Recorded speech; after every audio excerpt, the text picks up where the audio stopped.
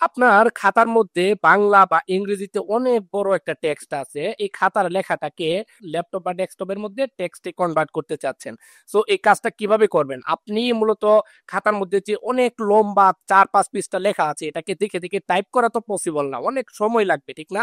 এই স্মার্ট যুগে এসেও যদি দেখে দেখে টাইপ করতে হয়, তাহলে বিষয়টা আসলে একটু লেন্দি কাজ হয়ে যায়। সো আজকের এই ভিডিওতে মূলত আমি আপনাকে এই হ্যাকসটা শিখিয়ে দেবো। কাজটা করার জন্য আপনার মোবাইল ফোনের প্লে স্টোর থেকে গুগল ট্রান্সলেট নামে একটি অ্যাপ আছে, এই অ্যাপটিকে ইনস্টল করতে হবে। অ্যাপটিকে ইনস্টল করার পরে অ্যাপের মধ্যে আসবেন।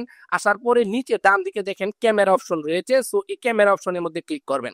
ক্লিক করার পরে এখান থেকে আপনি দেখবেন যে আপনার গ্যালারির মধ্যে যতগুলো ছবি আছে সবগুলো ছবি শো করবে। তারপর এখান থেকে ছবিটা আপনি উঠিয়েছেন, এই ছবিটাকে সিলেক্ট করবেন।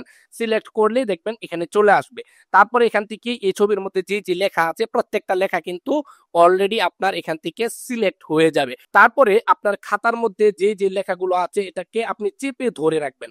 ধরে রাখার পরে যতটুকু পর্যন্ত আপনি মূলত সিলেক্ট করতে চাচ্ছেন, ঠিক ততটুকু পর্যন্ত এখান থেকে সিলেক্ট করবেন। সিলেক্ট করার পরে এখান থেকে আপনি কপি করে যে কোনো ফোল্ডারের মধ্যে নিয়ে নিতে পারবেন। একদম আপনার খাতার মধ্যে হাতের লেখা যদি খারাপও হয়, দেখবেন গুগল ট্রান্সলেট থেকে সহজে একদম একুরেট বানানটা কিন্তু হয়ে যাবে।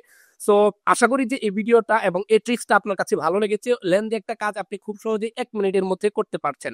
সো আজকের মতো এই পর্যন্ত শেষ করছি। ভিডিওটিকে আপনার কাছে কেমন লেগেছে কমেন্ট বক্সে কমেন্ট করে জানিয়ে দিবেন। দেখা হচ্ছে আপনার সাথে পরবর্তী কোনো ভিডিওতে।